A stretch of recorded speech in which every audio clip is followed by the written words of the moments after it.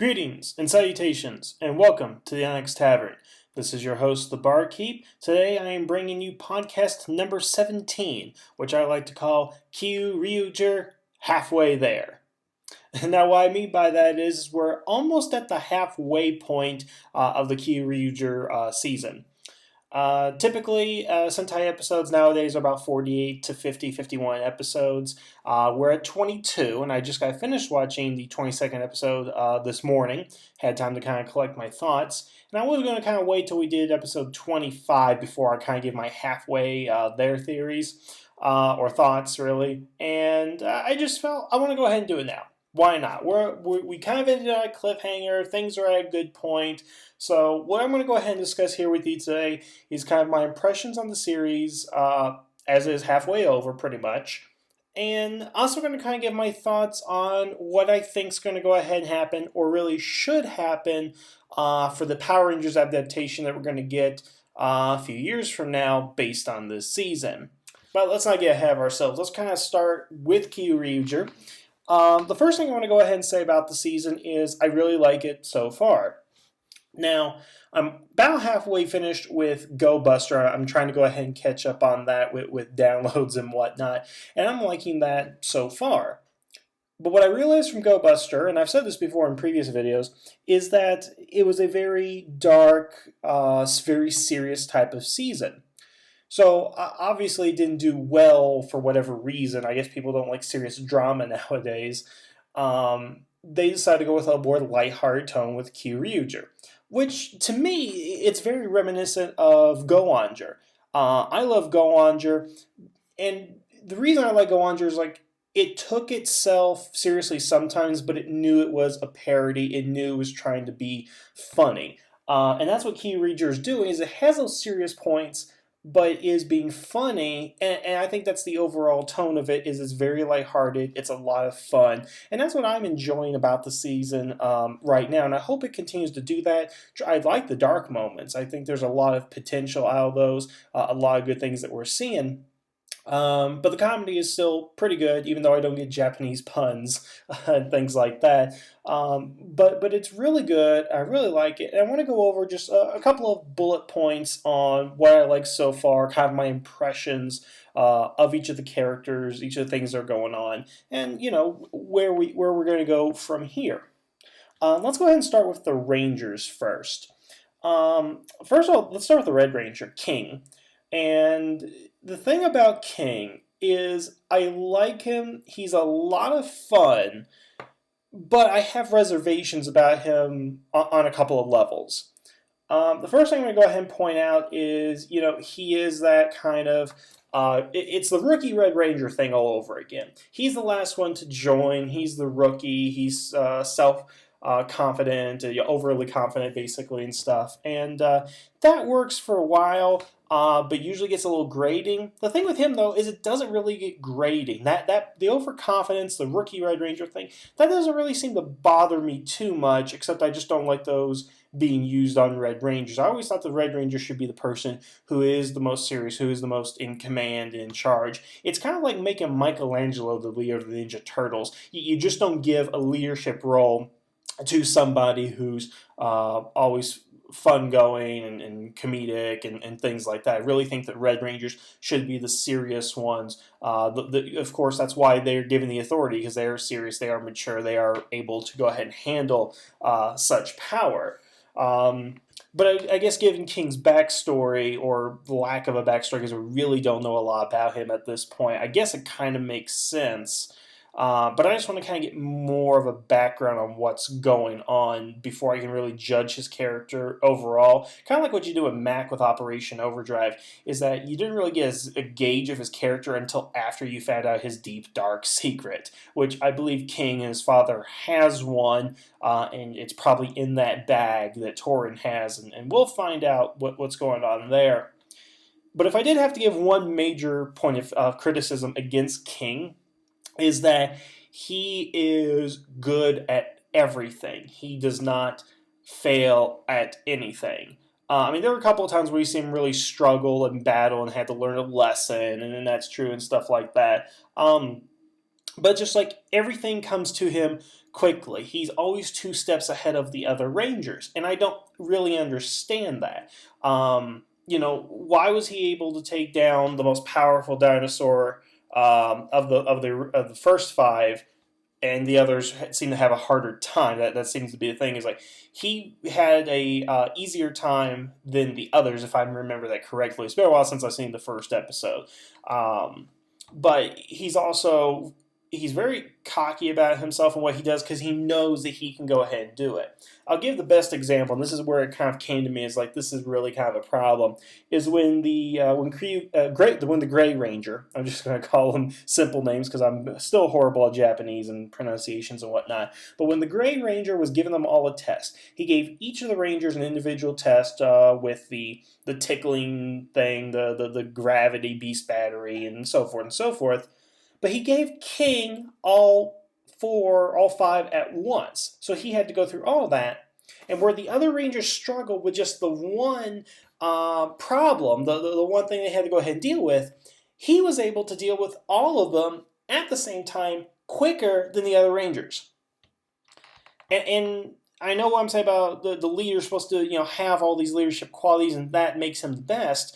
But I think there's a big contrast here between having those abilities and being cocky about it the way that King is. And if anything, King's probably like a child. It tells me that he probably didn't grow up where he was living in the South Pacific. He was treated like royalty. He was probably treated like the Messiah or something. He was like their version of Harry Potter. I'm not even sure if I got that reference right or not. He's like Timothy from the Secret M2, the Timmy to the Rescue. He's been built up as this great thing, and now he believes it. It is kind of what it is. That's what I'm seeing in this character. Again, it's not really bad in my mind. It's just the idea that he is too good is the problem. He needs to have more flaws. He needs to be a more flawed character than what he is. And that's all I'm going to really say about King at the moment. I'm going to probably mention him in some of the other points I'm going to make right here, definitely down the line. But yeah, I mean, I like King. I think he's fun and all that. Just wish they would kind of tone him down a little bit, make him a little bit more serious, or make him more worthy than has been previously established. The next guy I want to go ahead and talk about is Ian the Black Ranger. And before I go ahead and actually talk about him, now am I the only one that realizes this is probably an homage to Dr. Ian from Jurassic Park, Jeff Goldblum's character from that movie? Think about it for a second. His name is Ian, obviously. He wears a black leather jacket.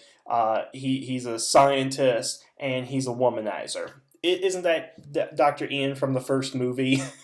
I mean, and it's dinosaurs. It's a whole dinosaur thing.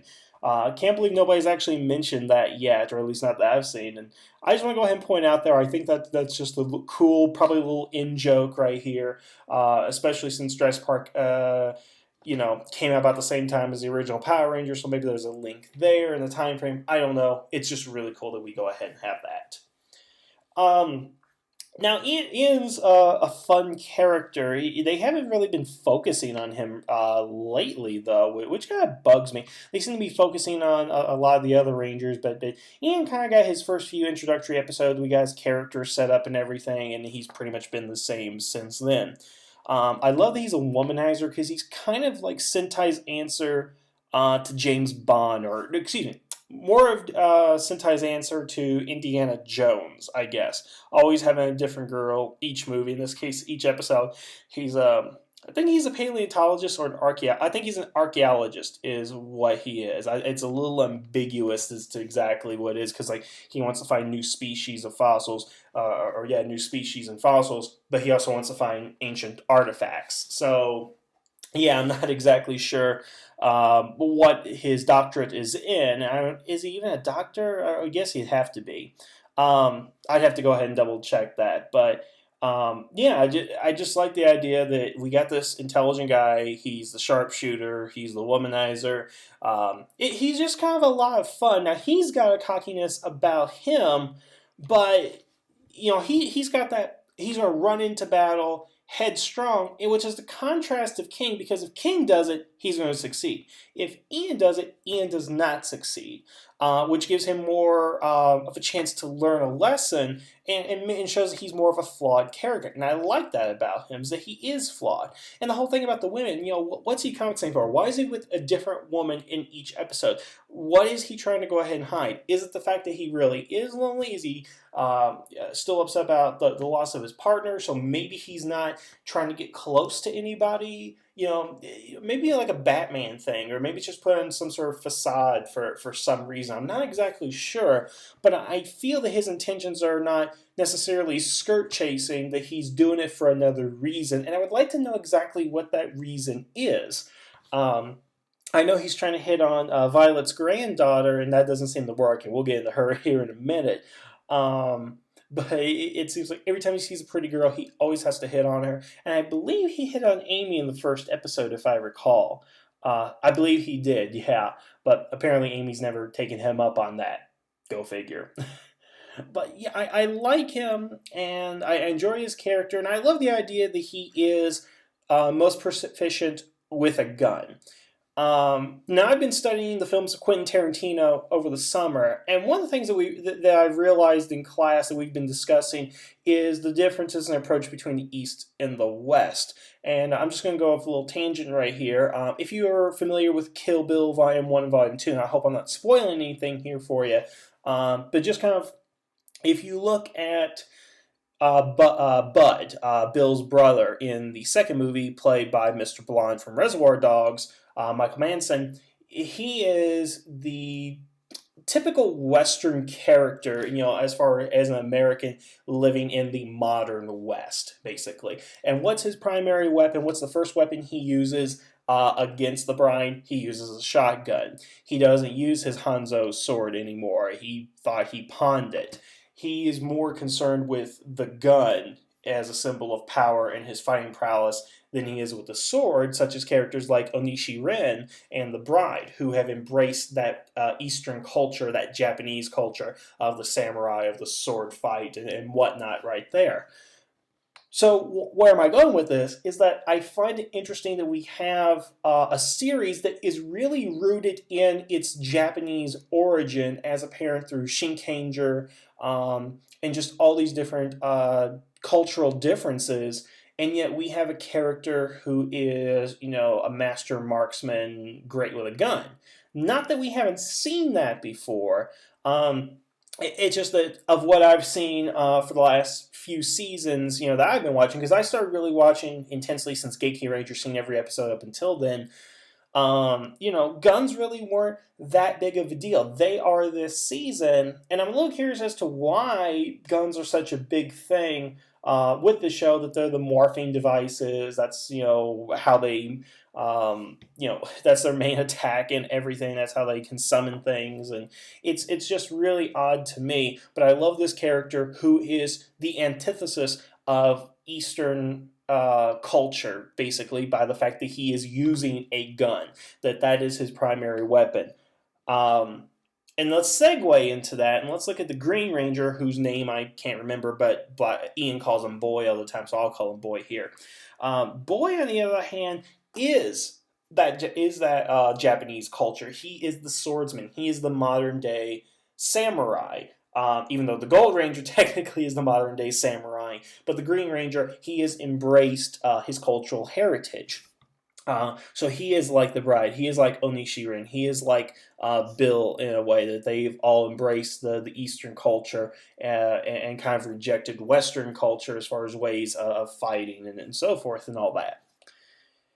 Now, that's probably about as much as I'm going to go ahead and say about the Boy, the Green Ranger here, because I guess the thing is that I'm not really getting a peg on his character here. It's not coming through to me. I understand he seems to be the youngest. He seems to be a little bit immature. He complete opposite of Ian in the fact that he's bad with women. I guess that's why he's a foil to Ian, because Ian is the older, mature womanizer. He is the young, inexperienced, bad with women, bad with relationships, and they have two different methods of fighting: the gun and the sword, East versus West. And I like that. I like that between them. I love how they kind of work off of each other. Even when they form the Western mode of the Megazord, you have the gun and the sword, so you have the best of both worlds through these two characters.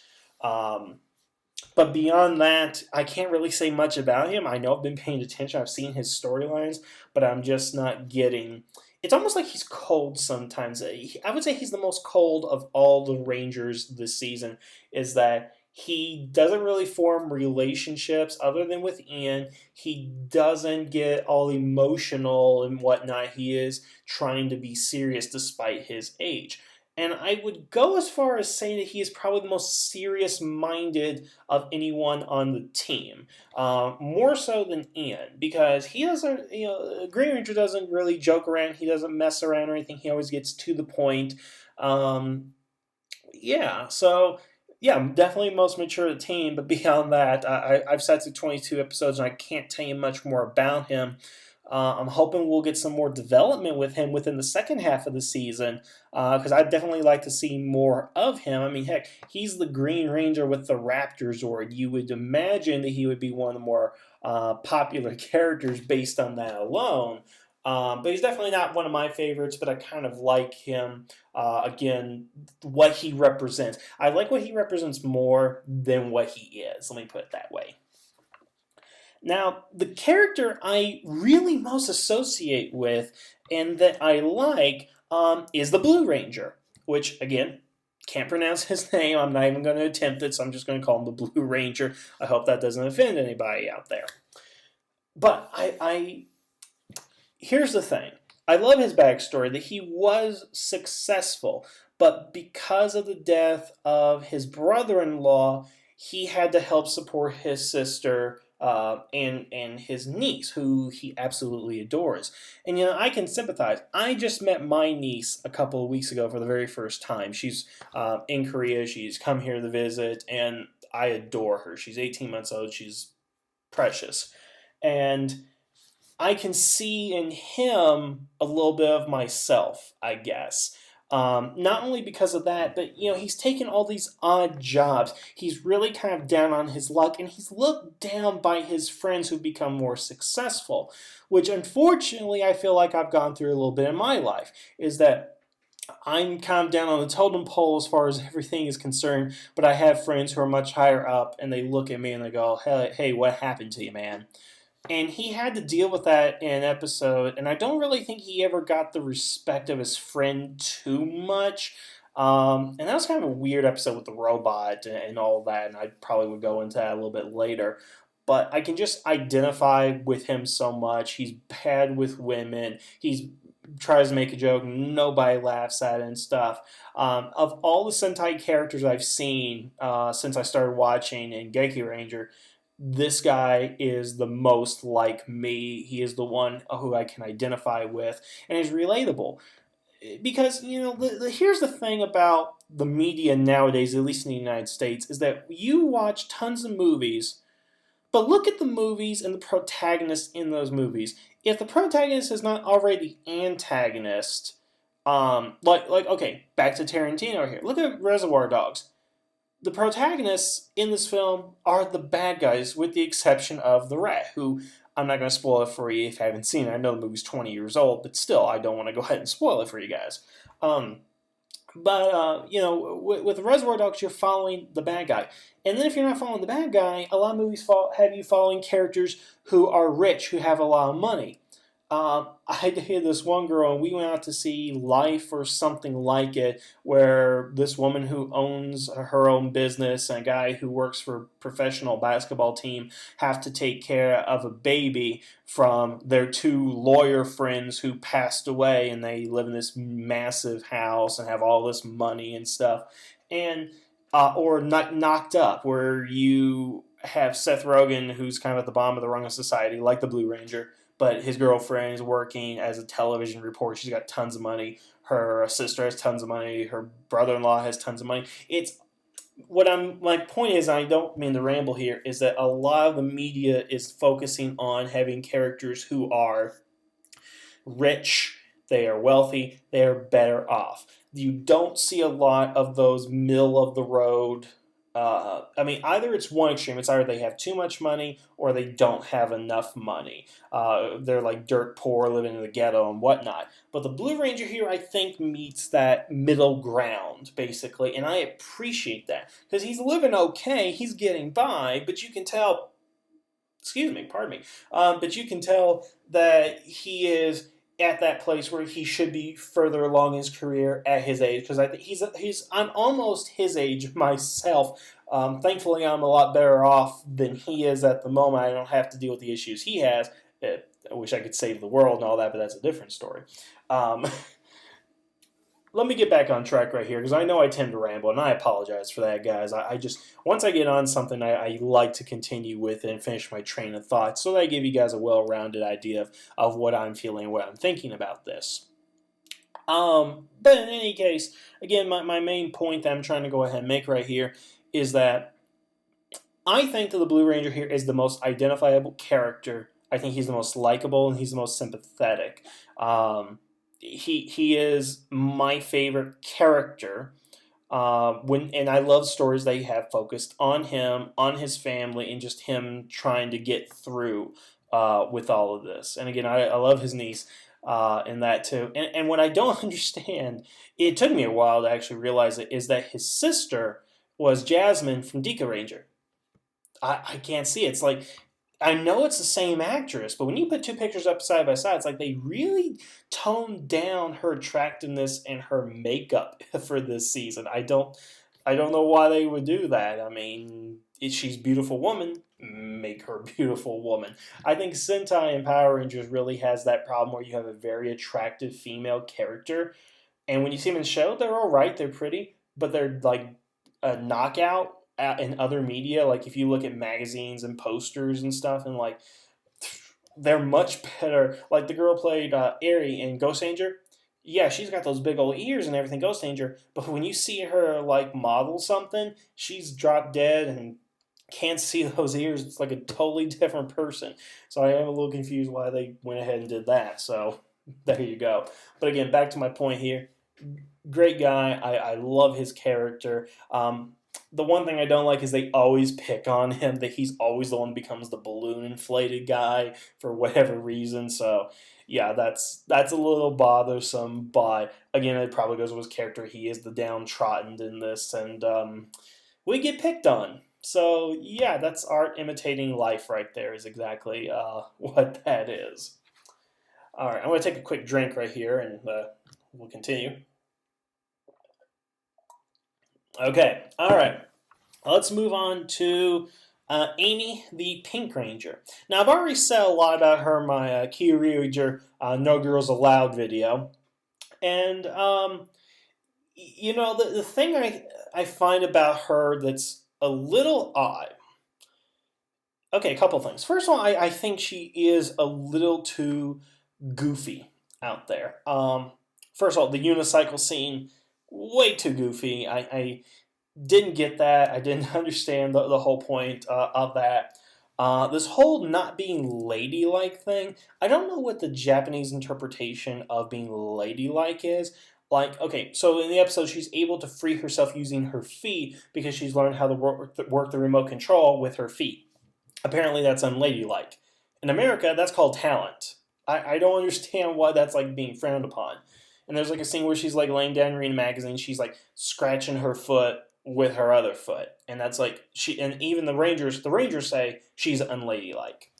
I don't get that. I don't understand why that's a big deal. So maybe they're just over exaggerating some things. That would seem to be most likely here. But again, I don't know anything about what's ladylike in Japanese culture. And I guess, if a girl was caught here doing that, everybody would think, oh, that's cool, as opposed to, oh, that's unladylike, you shouldn't be doing that. I don't know a single guy that would go ahead and say that. So yeah, there's a couple of goofy things about it and stuff. I'm also a little confused about the whole butler situation. Like, so he knows that she's the Pink Ranger, but he's going to make her quit being the Pink Ranger if she doesn't like do better in her studies. Um, I understand her studies are important, and she's obviously in school. I don't know if she's like in private school, she's homeschooled by him, or what the exact thing is there. Because here's the thing: we don't really dive a lot into their relationships at home that often. It's always their relationships to each other and relationships to the situation, which is good, but I like to see what these guys really do in their off time and in their downtime. And again, we get that a few times with the Blue Ranger and the Pink Ranger and even Ian, but it just doesn't seem like we get to know them in depth. That this season is more about the action than it is characterization, which I think is where it kind of suffers. Because again, I just told you I don't know anything about the Green Ranger here, but I know a lot about the Blue Ranger. And the Blue Ranger, he's just easy to identify because he's an archetype, just like Ian is and kind of the King is. And the Pink Ranger, I'm still trying to peg what her personality is exactly. I mean, is she really resentful of being ladylike? Does she want to be one of the boys? Does that tie into her being the only female and stuff? Um, that really kind of bugs me. I don't get this whole leg thing. I when I did my video with Raptor about her and the girl situation on the show, I just kind of watched the videos. I'm like, yeah, we're seeing her legs from like 12 different angles, and we're cutting to them and stuff. It's just I find and like a POV shot from the legs. That's very weird. I don't understand why. And the thing is, she's a very modest character if you look at. All you see is like from her thigh to her ankle. Everything else is kind of covered up. Um, I guess the director has some sort of leg fetish or something like that. He really seems to be getting into it because every time the Pink Ranger's in there, you got to get a shot of her legs in some new fashion. Um, but yeah, with Amy, I just think she's a little goofy out there. And here's the thing that I'm really disappointed we have not seen yet, and I hope we see somewhere in the second half, is I want to see the flashback to her defeating Dicera and becoming the Pink Ranger. If only to understand how she did it. Um, Now, this again goes back to the whole female thing. Is like, okay, so if she's the only one that can do it, how does she do it? Now, does she actually. Characters will either talk their way, think their way, or fight their way out of a situation. Now, obviously, in the situation, she can't talk her way out of it, but did she think about it? King at least thought about his situation and gained a tactical advantage on his dinosaur. What did the Pink Ranger do? I really want to see how she did this. Is it some goofy, over the top kind of thing, or was it her thinking outside the box and being really creative and really smart individual? We haven't seen that in her. We know that she has this desire to fight and whatnot and stuff. And Beyond that, yeah, again, I've watched all 22 episodes, and I just can't see much of her other than, again, she's rich. Her parents are in America. She has a butler. He doesn't want her to be a Pink Ranger. She needs to focus on her studies. I'm told things about her, but I can't say I know her very well. Let me put it that way. And I'm going to get back to her once I talk about another character down the line. But actually, I want to go ahead and talk about the Gold Ranger. The first thing I have to go ahead and ask is like, why is he called the Warring States period? Can't he just give us a definite year, or are they trying to keep it ambiguous? I mean, I know Japanese history, and I have an idea of where he comes from, but I just wish they would stop calling it the Warring States period. I mean, it's like if somebody was revived from the Civil War, nobody, that character is not going to say, well, I lived during the time of the Civil War period. No, you're going to tell us what year you lived in. You're not going to tell us, I lived in the Civil War period. Like, I mean, did they even call it the Warring States period at that time? Why would. Okay. So, I think it's creative how we get a character from the past where he's not cryo-frozen or a time traveler.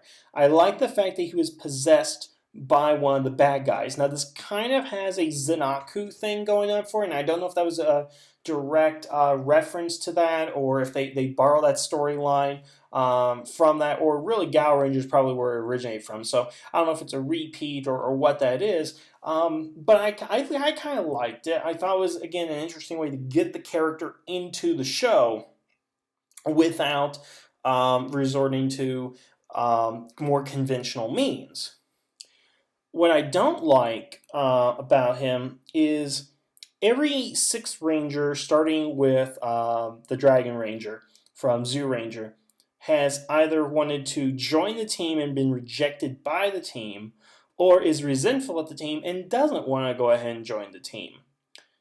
What this Gold Ranger has that's different is that he wants to join the team, they want him to join the team, but he thinks he's not good enough, so he has to put on this facade that he doesn't like them. It's just false tension. I don't like it. It gives him an opportunity to bond with the Pink Ranger. It gives him a chance to bond with Amy, which I really like, and I like their scenes together because they're not romantic scenes, they're not of romantic interest. And I like how he's kind of taken on the big brother role for her, and she's taken on the little sister, and in some cases the big sister role. It's kind of flip flop. She's going to help him out, and he helps her out. That's the kind of thing that I like right here.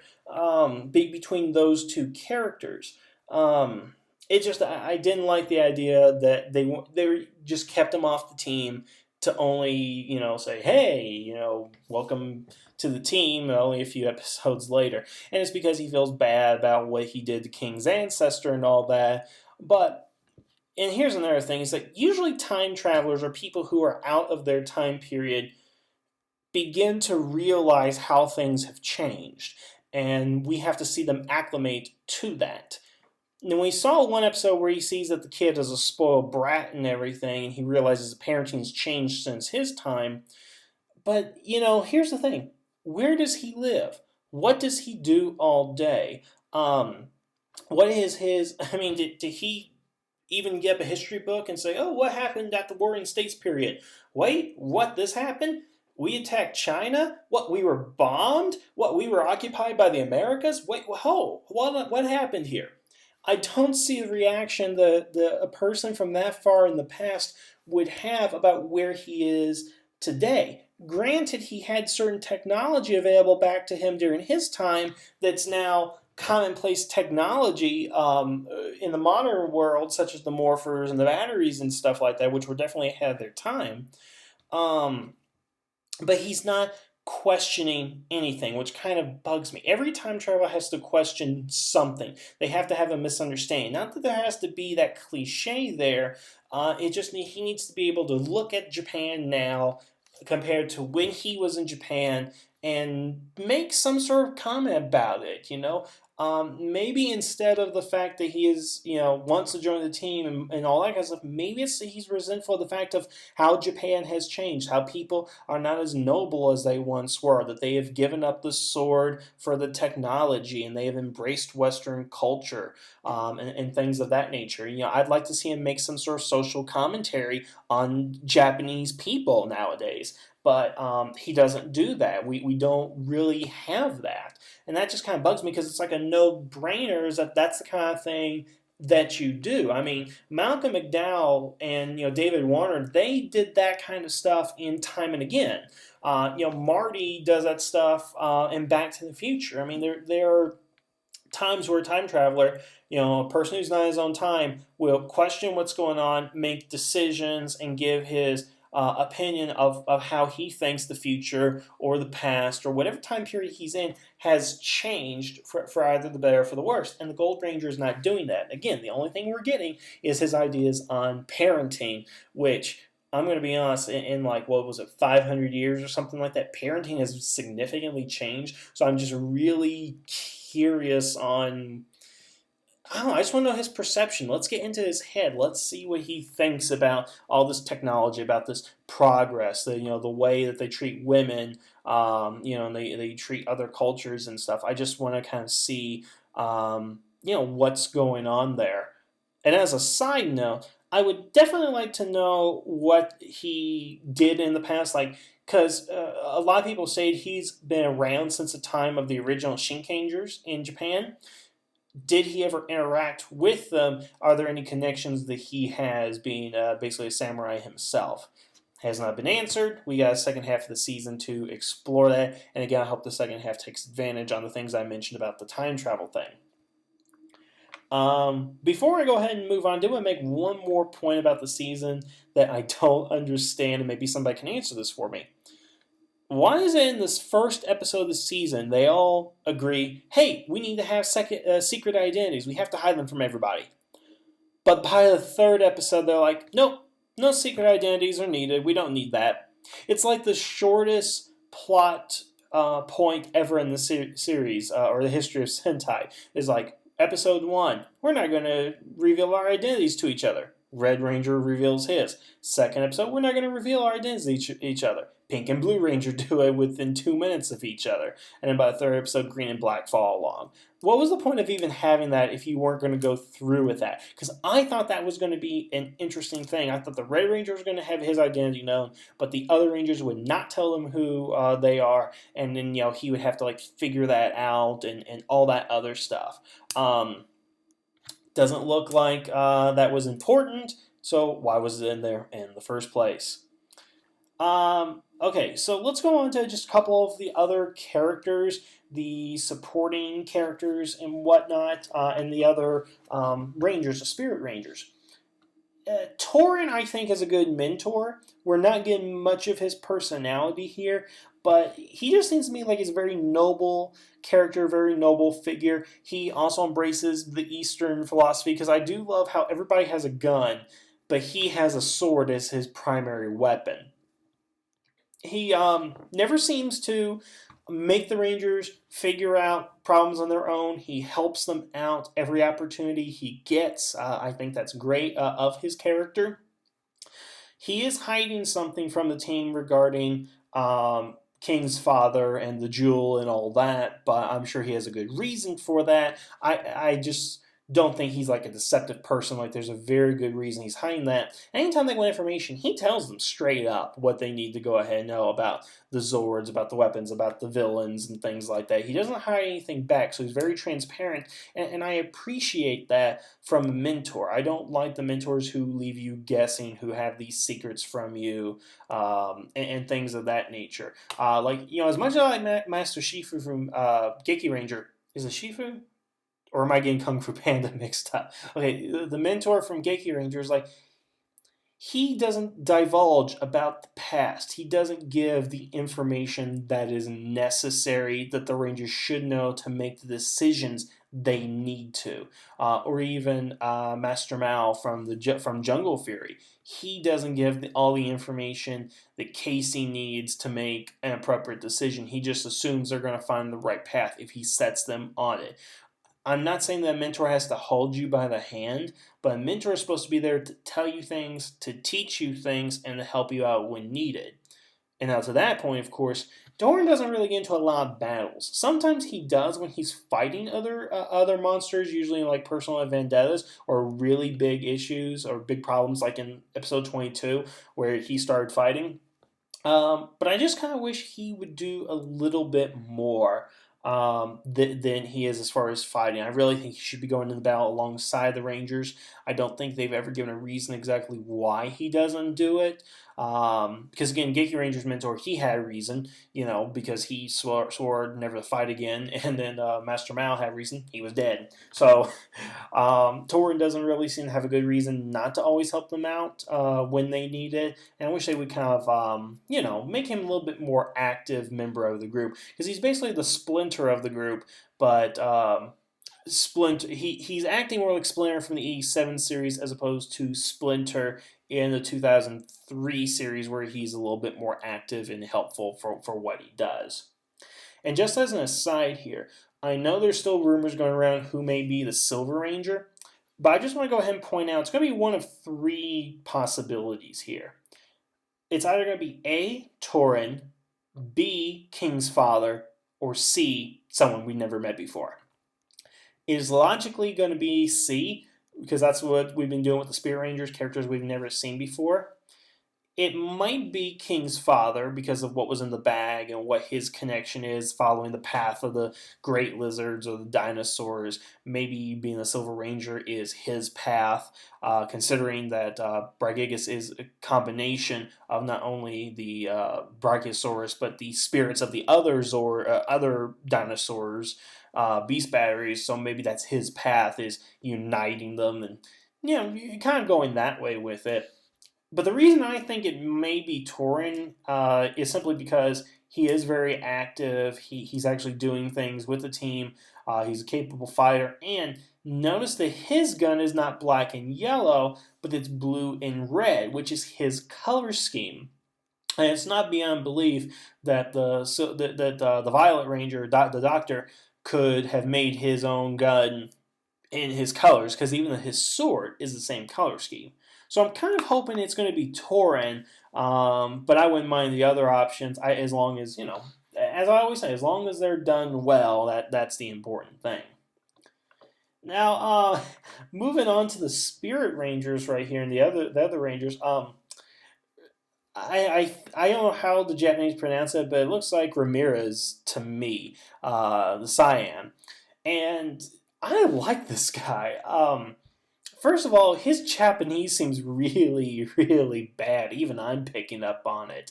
And I love when he just speaks in English for no reason. It's just, it's hilarious. I love it. He's first of all, he's white, and I like that about it because I'm American. I would like to see Americans or Caucasians start getting involved in what's going on with these Japanese characters and stuff. Because I always felt Sentai was a world thing where you have to bring everybody in to help. Whereas it seems like in Sentai, it's more of a Japan thing. We, Japan, have to save the world. There's not a lot of that global community, which, interestingly enough, is in Power Rangers, simply because they have so many different minorities in those roles, Asian, African American, so forth. It becomes a cultural thing like Captain Planet. But in Japan, it definitely seems like it's just in Japan. That's the main thing. That's the only thing we're focusing on. But to that point, I love his character. He's just a lot of fun.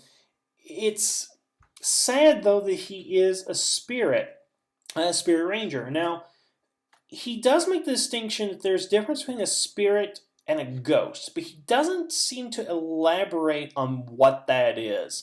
And I'm hoping we kind of get an explanation for that here in the future, and I wouldn't be surprised if we run into another spirit or two amongst the team down the line. More specifically, maybe King's father, because we still don't know what's going on with him exactly. But I love how he has a happy-go-lucky attitude about it, because he's like, okay, so he's dead. Now what? He's still fighting the good fight, but he can't necessarily be killed, I don't think. He doesn't really have much to worry about. And I would imagine if you were already dead and still fighting evil, you would have a happy demeanor about it, because you're like, I've been through the bad part already. This part's easy. So he's just a lot of fun. I love the whole, and I also like that he's overweight, because it does show that overweight people can be heroes. They can be Power Rangers, even though he slims down when he morphs and all that. He's just kooky. Everybody loves George Takei's "Oh my," but I believe that Ramirez, his "Oh my," I think that's replaced George Takei at the moment. Maybe not in popular culture, but in my mind, that is hilarious. And, I worry about, I want to know more his story. I want to know, what was he doing 500 years ago when he died? Where is he from exactly? I know the actor is French, but where was he? Because if he's in France, how does he know how to speak English and Japanese? I don't really get that. Who was he fighting for? What exactly was he doing with the Dabas army 500 years ago? Was he fighting some other force? There seems to be something missing in his past that would explain things a bit more. And maybe we'll go into that, because eventually they're going to get all 10 Rangers together. And we're going to find out probably a lot of kept secrets from us. Because as lighthearted as it is, there's a lot of backstory that's missing, and I wouldn't be surprised that the reason that it's missing is that it's really intense, it's really dark, there's something really tragic that has happened that they're keeping from the audience and the five Rangers, basically. So maybe that's where we're going with it. I kind of hope that is, because that would be kind of interesting.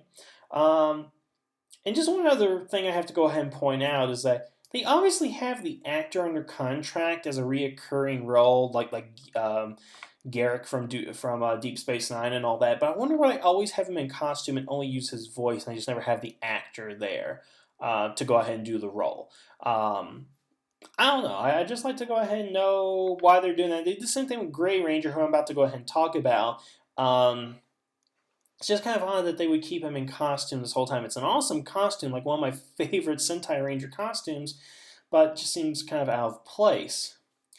To that, the Gray Ranger, he's a little bit out of place too. It's the same story as Ramirez, is that he lived 1,500 years ago in China, but we only see him out of his Ranger form like once during the entire 2 episodes that he's in, and that's only for like a couple minutes.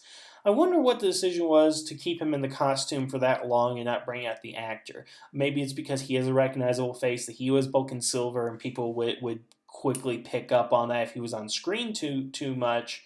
But I kind of like this character. He is who should be the leader. He should be what King's character is, that very serious, very stoic character who is not necessarily testing himself, but testing others to make sure that they are worthy of it, that they're up to snuff, that they can do the job that they are supposed to go ahead and do.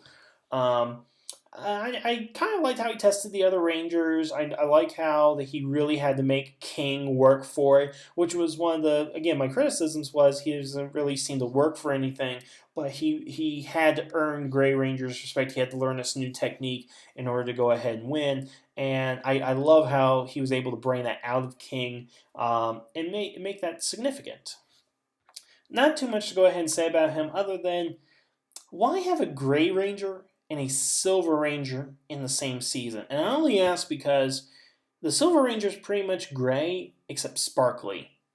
So I don't understand why couldn't the 10th Ranger be a White Ranger or something. Why I understand the story behind why we have the Gray Ranger, and I like that. I like what he means about the black and the white, and he is a mixture. He's in the middle of that. But just as far as costume wise and like white gray, it's like blue and navy or red and crimson. It's just like it's kind of odd that they would have that color choice, but nevertheless. Now. Okay, I know I said the Blue Ranger was my favorite character, but I'm starting to really like the Violet Ranger, which I'm just going to refer to him as the Doctor. Doc he is fun.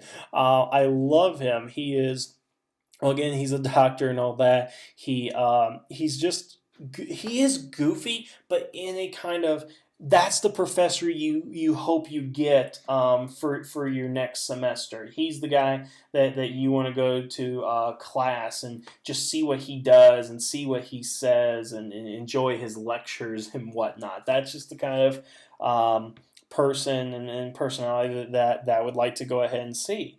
So yeah, it's he's just a riot. He's a hoot. I love that he throws out his back, being the during the morph sequence and all that. He's really into it. It's almost like he's an older fanboy. He's like a fanboy who likes the original Star Trek. Went to college to get his degree so he can make that stuff, and then when he actually gets a chance to be one of them, he goes overboard with it and takes it a little bit too far.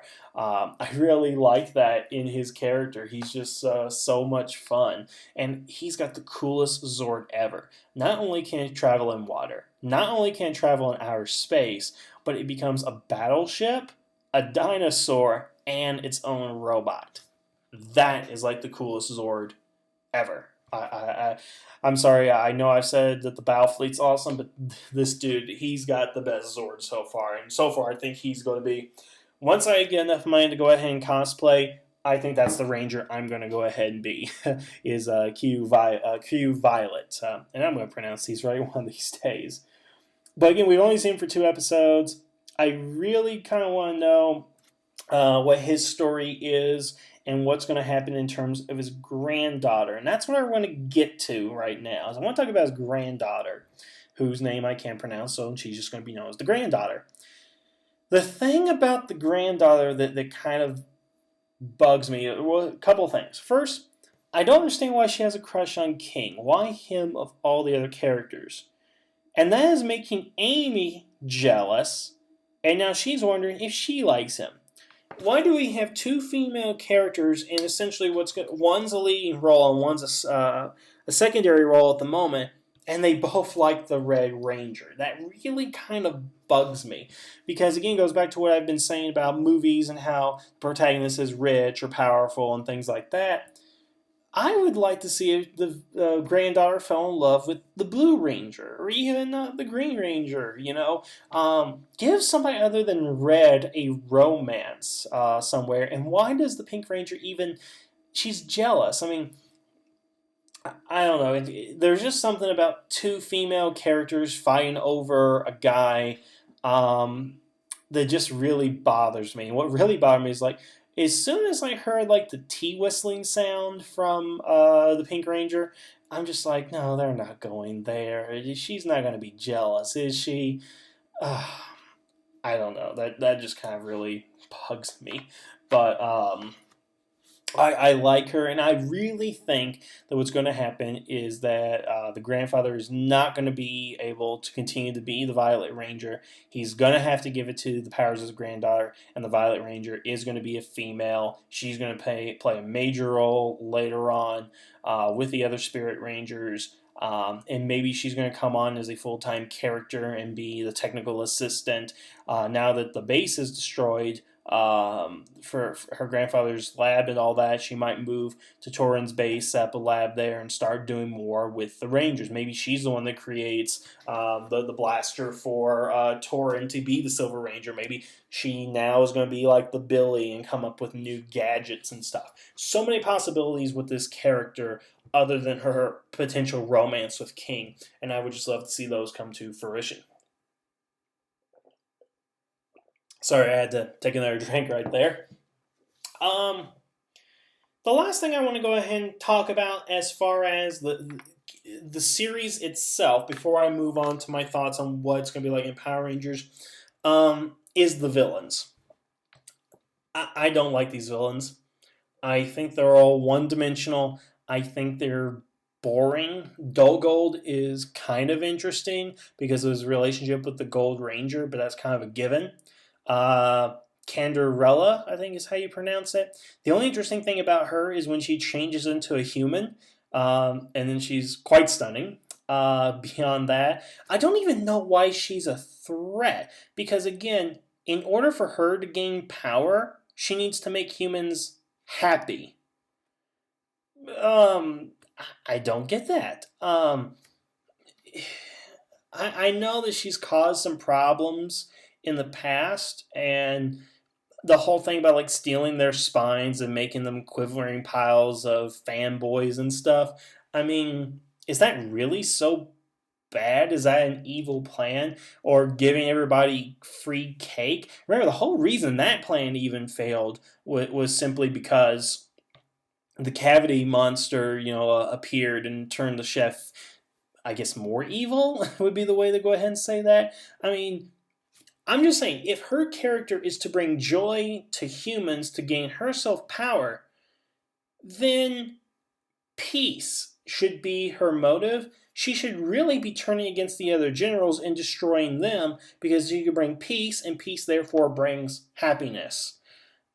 So she really, again, should be going against the other characters, but she doesn't, even though happiness will help her, but happiness and sorrow and anger are all tied together. Again, I'd like the idea that they can only create X number of monsters because of the energy that they collect. That makes sense. I get that.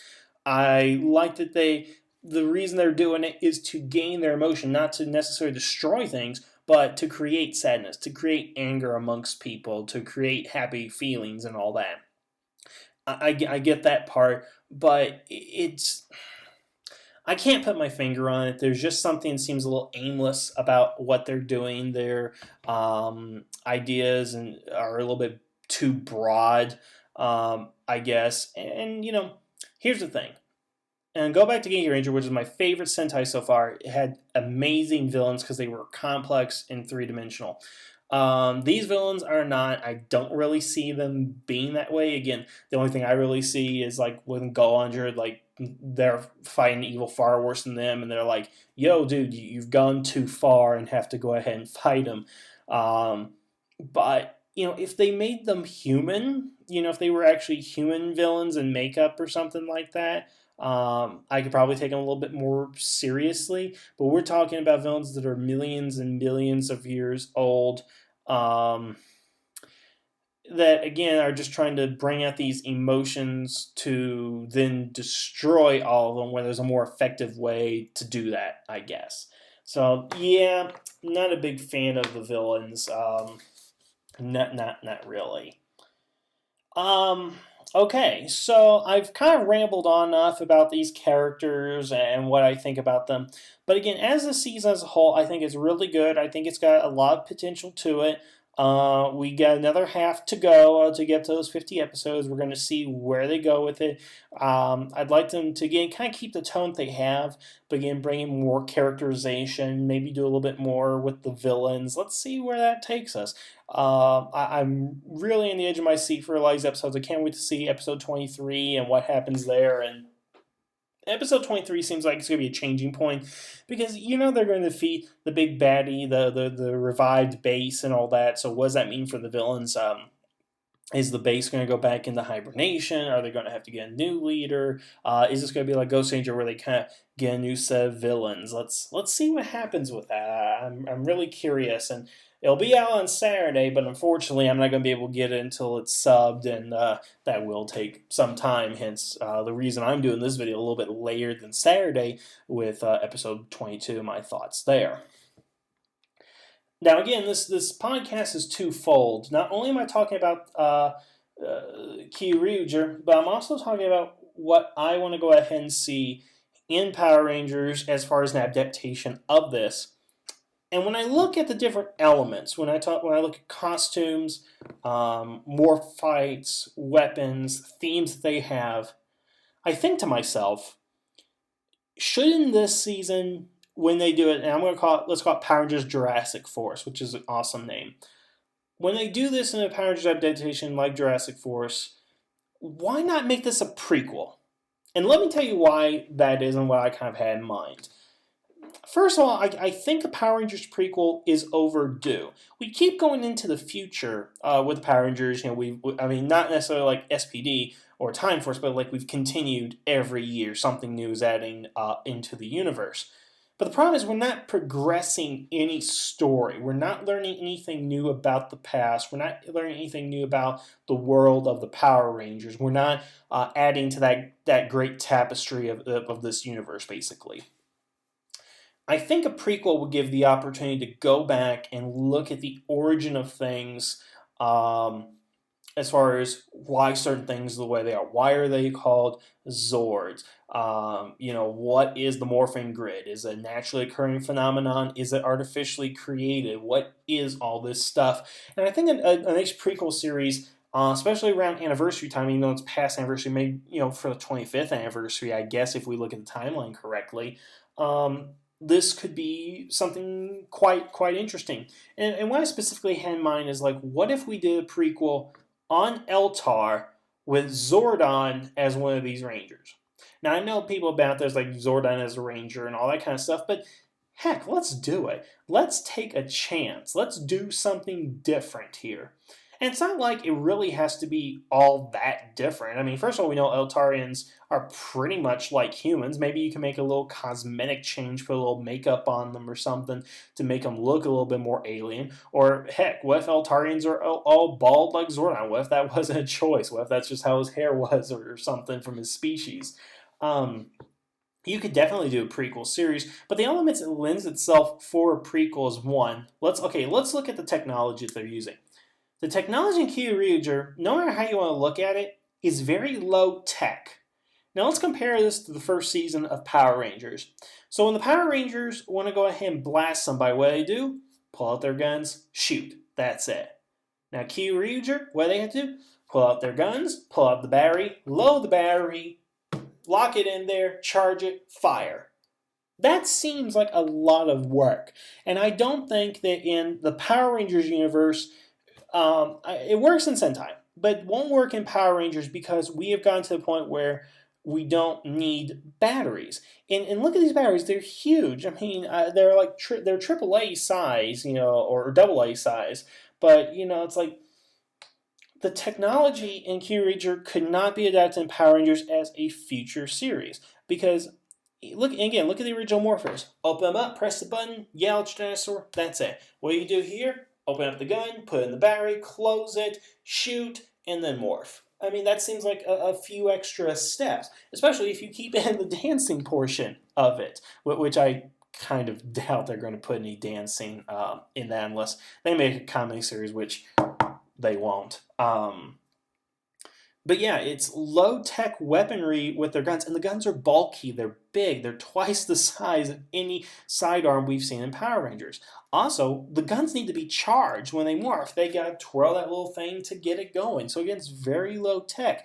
That, to me, signifies it could be a prequel series that they have to be charged with power.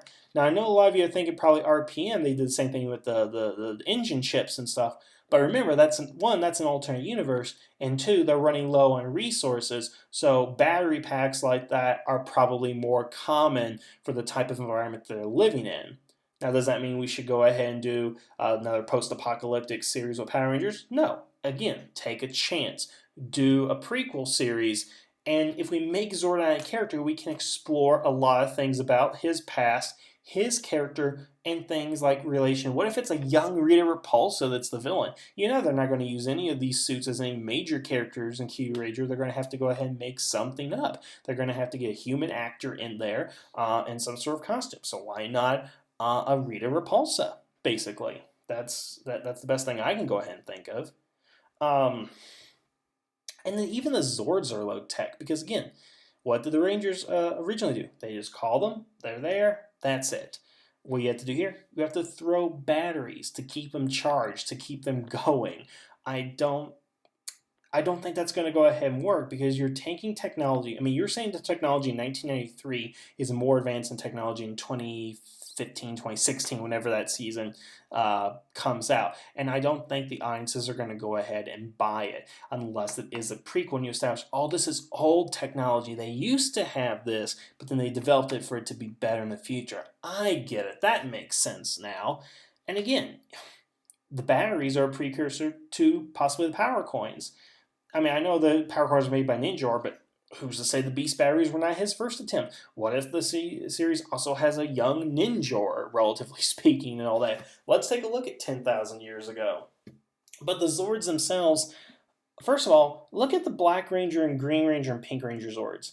They have to turn their entire bodies around to use their weapons. The Black Ranger Zord has to turn its body around to use its tail to shoot. Not even look behind itself to go ahead and shoot its lasers. So, and then again, look at the Triceratops and Sabretooth from Mighty Morphin. What do? Their tails fold up and shoot in front of them. They don't have to turn around.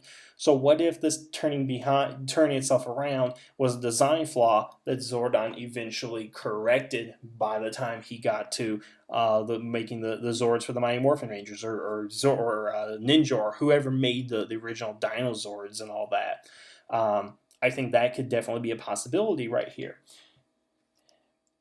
Even like Bragigas, that seems to be low tech. 13 batteries or really 14 batteries to get that thing going. But then you have Titanus, which uses no additional power source other than its own. Again, clear evolution right there. And even consider this, the Death Ranger from the movie is shown in the trailer. And I may misconstrue this, but look at the trailer. He's using a flute before he uses his Beast battery to call his Zord. Precursor to the Green Ranger? I think so. There just seems to be a lot of similarities here, but also low-tech similarities, which can show, hey, this could be a prequel. And I really think the producers should take an opportunity on this. Don't play it safe. That is my message. Try something new. If it fails, it fails. But you got another season to go ahead and try it. Try something new here, and that's what I want to go ahead and see. because I do think Kyoryuger will be a great prequel series. It could be set in Eltar, it could be set just about anywhere, because you can make the footage work to whatever you want, basically. And I think it would be great use of the footage and great for Power Rangers. I probably could do a whole second video about this, but I kind of want to get my thoughts all in one, so that while I'm on the train of thought of the Kyoryuger, I can go ahead and tell you about what I think they should do for Power Rangers, given the basic examples here again of the technology of the Zords, and things like that. So again, those are just kind of my thoughts on the season, where I'd like to see it go, what I'd like to do with Power Rangers. If you guys have any comments, please leave them below. Email me what you think about it. Could Power Rangers have a prequel series based on this footage? Is Kyoryuger as good as I say it is? Is it worse than I think it is? Am I missing something? Because I'm sure you're not going to be shy to tell me about that. But yeah, so just...